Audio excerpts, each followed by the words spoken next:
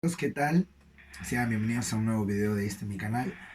Como ya saben, relacionado con temas acerca de Dios, acerca de la Biblia. Y antes de comenzar, quisiera decirles que esta semana, que estamos iniciando hoy domingo 14 de abril, que el mundo la denomina la Semana Mayor, la última semana de Jesús antes de ser crucificado, estaremos subiendo material, primeramente Dios, casi diario, para que podamos comprender y podamos ver qué es lo que sucedió día tras día en esta última semana antes de que Jesús fuera crucificado hace 2019 años. Ya no sabemos la fecha exacta, no sabemos si fue en abril o en marzo o en mayo, pero lo que sí sabemos es que fue un parteaguas dentro de la historia.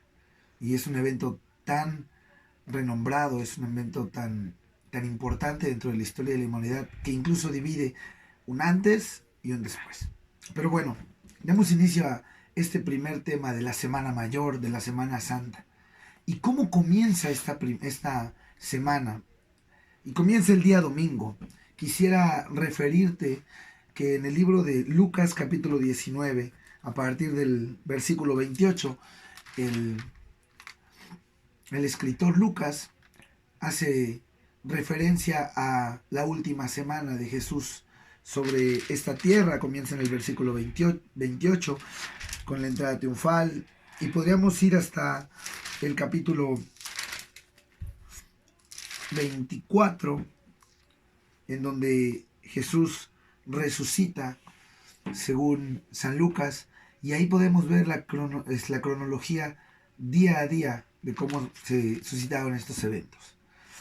Quiero pedirles una disculpa porque ando un poco enfermo de gripa y de repente como que me trabo. Pero bueno, esperemos en Dios sea de bendición esto para ti. Y bueno, antes de entrar a fondo en Lucas, quisiera decirte que hubo un profeta que habló de este suceso del Domingo de Ramos, como quizá lo conoces, de la entrada triunfal de Jesús a Jerusalén. Lo habló, fue Zacarías. Zacarías capítulo 9, versículo 9 dice: Alégrate mucho, hija de Sión, da voces de júbilo, hija de Jerusalén. He aquí tu rey vendrá a ti, justo y salvador, humilde, y cabalgando sobre un asno, sobre un pollino, hijo de asna. Y comienza diciendo Lucas capítulo 19, versículo 28, que Jesús le dice que Jesús iba subiendo hacia Jerusalén, y entonces le dije a sus discípulos: adelántense a aquel poblado, estoy parafraseando, y desaten a un pollino que está atado. Y si alguien les dice: bueno, ¿para qué van a ocupar este pollino? Ustedes le van a responder: el maestro lo necesita. Y aconteció que dos de sus discípulos fueron, vieron el pollino, hijo de asna, como lo dice en la profecía, y lo desataron y lo llevaron al maestro. Y le preguntaron: bueno, ¿para dónde lo llevan? Y ellos dijeron: lo traemos porque lo necesita el maestro. Y dice la escritura que entonces fueron, hicieron así, y Jesús se subió en el pollino y entró a Jerusalén, y la gente, al ver que era Jesús, aquel Jesús que ellos habían escuchado que hacía milagros, aquel Jesús que ellos habían escuchado que levantó a una niña que estaba muerta, aquel Jesús que había restaurado a alguien que no tenía la vista, corrieron y tendieron sus mantos en muestra de reverencia, y cortaban las palmas de los árboles, las ramas, y las extendían en muestra de reconocimiento, de dar loor a aquel que había hecho estas grandes proezas. Y entonces aquí podemos encontrar la actitud del pueblo, la actitud de Jerusalén al ver a Jesús. Y sí, tenían respeto, sí, reconocían a Jesús como el gran profeta, como el gran hacedor de milagros, pero no le conocían, o no le reconocían, mejor dicho, como el Salvador de sus vidas, aquel que iba a liberarlos del yugo del pecado. El pueblo judío creía que Jesús iba a liberarlos del yugo de los romanos. Y entonces ellos imaginaron que iba a llegar Jesús y Y como había hecho esas grandes proezas, esos grandes milagros, iba a acabar con Pilatos, iba a liberarlos del yugo romano, y ya no iban a ser esclavos de ellos. Eso pensaba el pueblo judío. Su mente era tan corta y tan pequeña que solamente pensaron en Jesús como alguien que iba a libertar, en alguien que iba a venir a hacer una gran guerra. No lo veían como el Mesías. A pesar de haber tenido ellos la profecía, a pesar de leerla en las sinagogas, ellos no lo veían así. Pero no solamente eso. Amigos, resulta que los fariseos les dio gran celo y les dio gran temor y gran temblor al ver cómo la gente le rendía tributo a Jesús.